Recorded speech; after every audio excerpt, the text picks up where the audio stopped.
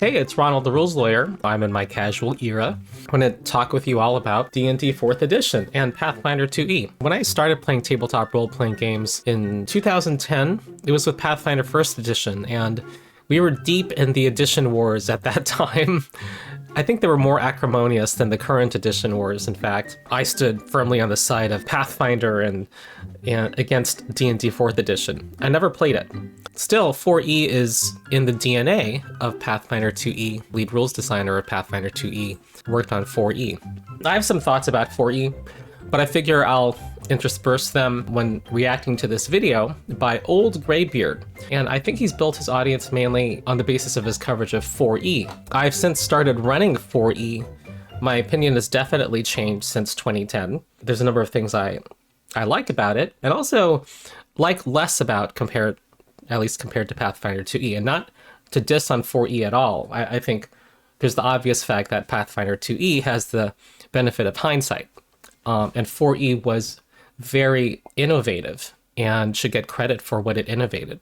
I'm a big fan of Pathfinder 2e. I get excited when anybody wants to check out Pathfinder 2e. It's a video titled 4th Edition Fan Tempted by Pathfinder 2e Remastered, and his thumbnail says he's cheating on D&D 4e. Tactical Onyx, he's a player in a couple of my campaigns, says, as a person who's been enjoying Lancer, I have to give respect to 4e. Now, Lancer is a system I want to try out, and part of my casual era is to do things that strike my fancy. Yeah, I think a lot of the negative attitude that I held too was also kind of against Wizards of the Coast at the time. Now that 4e is no longer supported by Wizards of the Coast and time has passed, I can just kind of look at it as a system. Part of the reaction to the rules cannot really be separated from what the company was doing at the time, which was cutting off Dungeons and Dragons magazines, letting Paizo loose, not publishing under the OGL, and charging monthly subscriptions for the digital. It turned a lot of people off. It looked like corporate greed. All right, I think it's time to play the video. He put out a video a couple years ago, and I think there were other creators at the time talking about a 4e renaissance. And I think there kind of is. I think it's just kind of a symptom of some fatigue with 5e, which deliberately, as a design goal, wanted to not look like 4e and wanted to spurn a number of its decisions, including taking out unique abilities. The phenomenon of nearly every Pathfinder 2e monster having a unique ability is something in 4e. So you'll see in 5e a lot of monsters are kind of interchangeable for each other. If you follow my channel and stuff, you know that I am very heavy into D&D 4th Edition. That is my favorite edition of the game. I'm not saying that is the best edition of the game. It's just my favorite edition of the game. He's a very chill dude. He'll be one of the first to admit that 4e combat can drag a bit, but he really likes what 4e's strengths are. I think that's one thing Pathfinder 2e does better than 4e. Its combats are a little more brisk, and their big swings and hit points is a little more exciting and dramatic, I think. Oh, also, I think there should be amity between the communities. All TTRPG communities, in reality, that are not the big game on the block. Just to encourage people to be more open to TTRPGs generally, because that's the right attitude to have in order to grow your own community. I already knew that there was some influences from 4th Edition in there. I had thought about it 1 or maybe 2 years ago. This lets you know how long my queue of video ideas is, of having a 4e era on my channel, which I had a series of videos. One of them would have been, things that 4e does better than Pathfinder 2e. I might still do that video. I had done Pathfinder 2nd Edition way back when it was in playtest and all of that. But I was still mostly doing 5th Edition. And then when the whole OGL thing hit, that's where I kind of got back into Pathfinder 2nd Edition and started playing some stuff. And I actually made videos on it, and I did some games and things. But then I hit a snag, and that was that I found that there were some people in the Pathfinder community, and I'm sure it's a subset of people who were some of the worst internet trolls that I've come across in all of my time that I've been doing stuff on YouTube. And if I said anything that in any way implied that D&D did something better than Pathfinder, the comments would light up with these just purely hateful comments about things, and then people would reply back to them, and those people would get slammed, and it just was really negative, and it was just awful, and it was sad because the game was, as with everything, the game was fine, and I liked the game, but I wasn't going to deal with that sort of thing. So I got away from Pathfinder. Said I'm not gonna put up with that. I don't want to have that kind of community where my channel is being driven by this negativity. That was just really bad. I mean, why would people act that way? Like, he's someone who's just like, who was playing Pathfinder at the time. Anyway, it just seems like a stupid way to react. They sent me the book, and you'll notice that this box has not been opened. I received this box. I was already frustrated with everything, and I said, I don't want anything to do with Pathfinder. I don't want to be part of this community if this is how it is. And I recognize it was, I'm sure, a subset. Crappy people exist who put their own sense of ego and superiority over what will actually effectively draw people into the community. They suck. I am not a hater of any edition of the game. I think they all have their merits, and everybody can like whatever they want to like.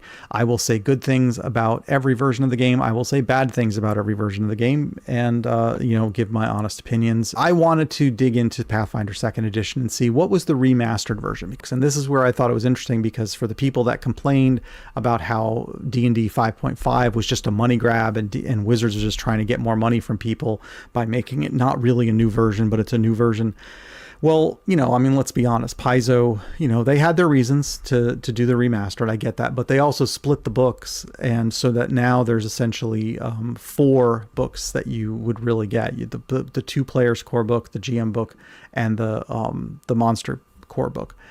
I mean, I feel like it made sense. One of the most common things said against trying out Pathfinder was the size of the core rulebook. And so they went to slim down that first book. But also the rules are free online, so I'm not really going to hold that against Paizo, really. I just wanted to look through it. And I wasn't taking 4th edition and just shoving it to the side and saying, nope, forget this, let me go to Pathfinder. I just wanted to look. I wanted to see what the rules were like. I wanted to compare. I was interested in what they had to pull out because of the licensing stuff. And that's really where my curiosity was. After the whole OGL thing, I dusted off my 4th edition stuff, and I went back to 4th edition. I've been rediscovering everything that I loved about 4th edition in all that time. Oh, I see chat saying Puffin Forest has gone back to review the 4th edition stuff. He has the #1 video you can find on YouTube right now, which is a very negative video about 4E. That's interesting that he's now looking back on it now since that video. This is by far not the biggest 4E creator. I would say Matt Colville is a big 4E fan and has made some videos about incorporating 4E. Oh, I should also mention I have a campaign on my side channel. If you search for the Rules Lawyer Discord community channel, super long name, definitely will not be confused with any other channel's name. You can find a playlist there. Maybe you can just search for Rules Lawyer 4th edition. There was one campaign I ran for a few sessions with some of my middle schoolers, former middle schoolers from my after-school program, who only knew Pathfinder 1st edition by that point, or mostly knew it. And then my private campaign, we've been streaming, and we've been doing the Dungeon Delve series, the one where you do 3 fights per level, and we're up to level 15 now. So we're well into Paragon tier. I do think 4E's presentation was an issue. And also, I see the comments a lot that it shouldn't have been called D&D, maybe D&D Tactics or something. Yeah, I think 4E, I find in play is more complex than playing Pathfinder 2 and needs some digitization to really make it sing. The DNA of 4E is all over Pathfinder 2nd edition. Controlled math, your level means level. You have a single class, monsters with unique abilities, defined ways to use your skills in combat. The 3-action economy is, I think, in embryo in 4E. I probably should come up with a script. There's a lot of things to say, but a lot of things that are addressing issues with the previous edition, 3rd edition of D&D, were reiterated in Pathfinder 2E, either because you had some of the same designers, but also it could be an instance of carcinization of parallel evolution using similar solutions to get at the solve the same problems. I think it is easily D&D 4.5, 4.75, or possibly even what 5th edition would have been if Wizards of the Coast had not given up on 4th edition so quickly. And that's my first take. I haven't gotten into a lot of the detail. I haven't played a ton of it, but That's what I see. I look at it and they say they took a lot of the essence of what I love about 4th edition, and they addressed some things that are really cool to fix some of the problems. People interested in the evolution of the rules might like one of my Pathfinder Law School videos. Have Pathfinder fixed 1E and D&D, where I look at the decisions 5E made to try to fix problems in 3E, and then look at how Pathfinder 2E approach those same problems. And I don't talk about 4E much, but there was room there to talk about 4E, except it was already an hour and a half long. You have class feats and ancestry feats and skill feats, and you know, these are very similar to the powers that you have in 4th edition. But whereas with 4th edition, you know, they leaned heavily into the combat, and the powers that you had were very combat based. Pathfinder 2nd edition takes them and says they're not all combat. It's a good mix of things that you have the ability to do, and I really like that.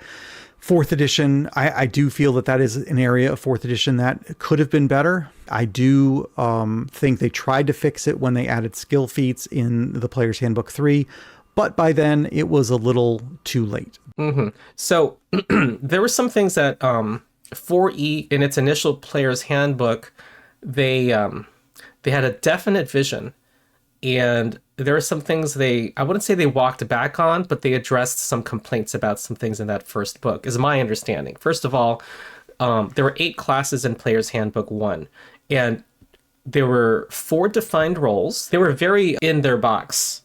There was, if you were a striker, you were very focused on that combat role. And that was one of the complaints, that you felt like less a class, but more the role, an expression of a mechanical role.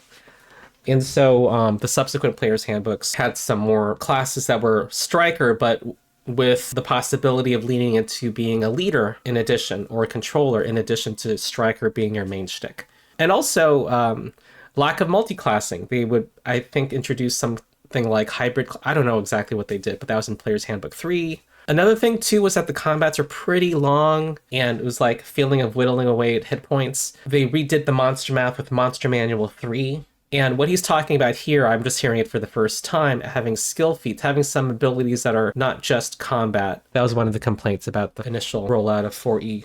Every edition of D&D was very combat-centric, but 4E arguably was more, in terms of page space, a lot of it was devoted to combat attack powers. But it's an area where I think Pathfinder 2nd edition does it really well by having all these different feats that are not just combat-based. And I like how Pathfinder puts silos, like, this, you get a skill feat at level 2, but it can only be a skill feat. You can't put everything in the combat bucket, if that makes sense. So you're required by a limitation to make your character not simply combat. I think that was a clever piece of design. I like the way that they do the ancestries and the heritages and the backgrounds. There are races in 4E, now called ancestries in Pathfinder. One thing that was cool about 4E was every race had a special ability. Before 4E, you just had like some passive bonuses. You might have +2 to evaluate the value of gems if you were a dwarf. But you had, if you were a dwarf in 4E, every character could use this ability called Second Wind to restore hit points and also increase your defenses for a round. But for everyone else, it was a standard action. If you were a dwarf, though, it was a minor action for you. And that really made you feel different. It was like an active ability. That's been expressed since with the feat system in Pathfinder 2E, and a lot of just future TTRPGs have designed things, not just Pathfinder. While the books are more expensive because they split them out, there is a lot of options in there. You got a lot of classes to choose from. I don't know if books are more expensive, everybody. Inflation's a bitch. But I don't know. I feel like books are kind of similar in price, if not cheaper, if you take inflation into account. Anyway. And also, the rules are free nowadays. That was never true with 4E or 3E. Well, actually, 3E had the SRD online. But Paizo's been publishing all of their rules for free, including beyond the SRD. So if you get all of those core books, then you've got a lot of stuff to choose from. It's certainly as much as you have with the 3 Player's Handbooks for 4th edition. You're not just your class. You can pick powers within your class. And then Pathfinder 1st edition kind of ran with that, with lots of optional abilities that you could have, like optional rage powers for the barbarian in 1E, rogue tricks.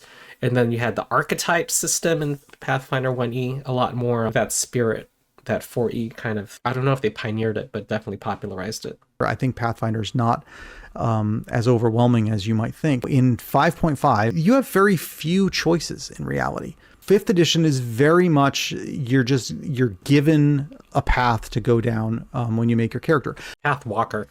4th edition and Pathfinder 2nd edition are different. You have more choices to make. And so you have to really understand if to really build a robust character that's to what you want to play, you kind of have to understand a lot of these options that you have available to you. So in 4th edition, you've got all these powers. You got to read through and understand what those powers do and when you might use them and kind of think about how they play into what kind of character you're trying to build.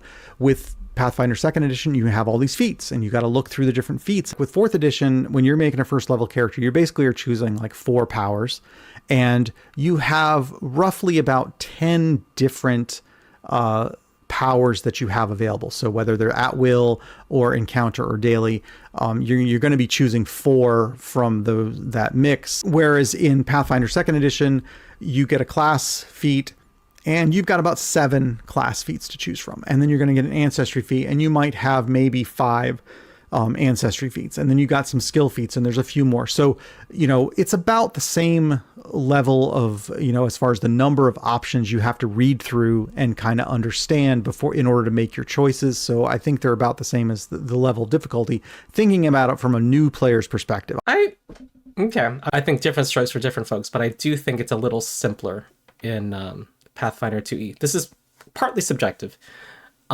because if you're building a character in 4E, no matter what your class is, like even if it's just a plain fighter, you do have like 4 at-will powers to look through, encounter powers and daily powers, versus choosing 1 class feat, and out of a list. So you have to choose 4 different things, 2 at-wills, 1 encounter, 1 daily. Your ancestry feats is kind of like a splat. It's not that nearly as impactful as your class feat. Your heritage, same thing. And to engage with combat, if you're a fighter, okay, setting aside the athletic skill maneuvers, which is the whole thing you can choose to engage with or not, it's basically your choice is usually, do I strike or use my double slice ability? It's kind of a smaller decision space, I feel. Whereas you kind of have to engage with this 2 at-will powers and an encounter power and a daily, and in 4E, and I find that those powers are a little, at least for my brain, not as straightforward. Whereas a lot of Pathfinder 2E, I'll call them powers, use the same terminology, are like a riff off of a pre-existing rule, like sudden charge. You spend 2 actions to stride 2 times and make a strike, which is normally costs 3 actions. If you already know the building blocks, that's a kind of straightforward thing. Whereas in 4E powers, you kind of have to read it. It's a little more bespoke. But it also means that there's more of a kind of crunch and complexity with 4E powers. And a lot of them are kind of more amazing, too, and more cinematic than what you get in Pathfinder that some people may like. I wouldn't say it's necessarily bad. It's just it's harder for those avoiding complexity to jump into 4E, I think. Oh, something 4E does, by the way, is that it kind of gives suggested builds to make this decision-making much easier. If you just want to go by the recommendations of the book, it's pretty straightforward. I know that there is a video from a few years back that was about the illusion of choice in Pathfinder 2nd edition. I remember that video. The notorious illusion of choice video, which I did a rebuttal to. Maybe it looks like you've got a lot of really cool options, but you always end up choosing the same one because there's only one that really means anything. I imagine he's going to watch this video. I'm going to link some links in the comments, including my big rebuttal, which is very long, but also a very short video that's out there. Well, actually, if one sees the Taking 20 video, then those videos are useful. So maybe he hasn't seen the Taking 20 video. But the bottom line is that you can't really use the same hammer for all nails in Pathfinder. Learning from what 4E pioneered of synergies, thinking of your working together as a team. Sometimes setting up an action for a teammate is more quote-unquote optimal than making a third attack at -10 penalty, which was done in the Taking 20 video. And some enemies have weaker will saves and fortitude saves. You want to have a variety of tools for different situations. Pathfinder has a lot more horizontal progression. Your level determines your math and your basic strength. And what feats and tend to do, and the implied criticism of the illusion of choice video is that feats inherently funnel you into a MMO-like rotation, because those feats make you better at something, so you better just use those feats that you chose over and over again. But a lot of feats in Pathfinder are competing with each other for your attention. They're like mutually exclusive, because this costs 2 actions, that costs 3 actions. And the math is very tight, so you can't really stack bonuses to the wazoo. Anyway, that was kind of my disorganized answer, but it's completely overblown. I think it's been rebutted, and in the Pathfinder community, it's kind of treated as a meme. So I'm very interested to make more characters and really read through some of those feats that are available and say, you know what, some of those are just kind of placeholders and nobody would ever take that thing. Which I think you have in any set of feats, that whether it's 4th edition or 5th edition or 3rd edition, there's a lot of feats out there where you got to ask yourself, if I'm going to invest in a feat, is this one really that I'm going to give up an ability score increase in order to take this feat, or whatever it is, and that's where I think skill feats went wrong in 4th edition, is that those were not really very helpful. They were just kind of weak. And, if you got to make a choice between taking a power from, for your class or taking one of these skill powers, it was no choice. There was no way that you're going to. Yeah, you don't want those things to compete with each other, which Pathfinder avoids. It gives you, here's a thing that you must spend on a skill feat, on a crappy skill feat. And of course, they shouldn't compete with your ability score increases. I'm surprised that still made it into 5.5. I roll. That's my first take on it. Oh, I wanted to say too that I don't think there are really any class feats that I know of, in fact, from all of the Pathfinder 2 I've looked at in classes, that stand out as must picks for that level. There are sure some class feats that kind of lackluster. Nothing like what's a 5e equivalent. At least in 2014, the ones that give you plus 10 damage, those were kind of seen as must picks by a lot of players. You don't really have those. 4e definitely. One of the issues with 5e, it's either you shut down the enemy, or you just get lots of DPR. But 4e has a lot more involved in terms of beating an enemy. You want to control the battlefield. You want to debuff enemies. You want to give awesome buffs to your allies. Positioning, I find more interesting in 4e than in Pathfinder. There's a lot more going on with positioning usually. I have not dug into the DM tools for Pathfinder 2nd edition yet. That is obviously where I am the DM. I love the DM stuff. I mean, he's going to love Pathfinder for the DM support. And also, I don't know if he plays online, but if he uses Foundry, the support for the system is amazing in Foundry. 4th edition, that is where it absolutely shines, is with the DM stuff. The DM's guides are amazing. And the game itself is written for dungeon masters. And so that's a high bar to clear. So I'm very curious to see, as I get further into the GM book for Pathfinder, how does it? One thing he'll miss is minions. There are no minions in Pathfinder. What was cool about minions was that they had 1 hit point, which does challenge verisimilitude, I admit, but they had offensive punch. You couldn't just ignore them.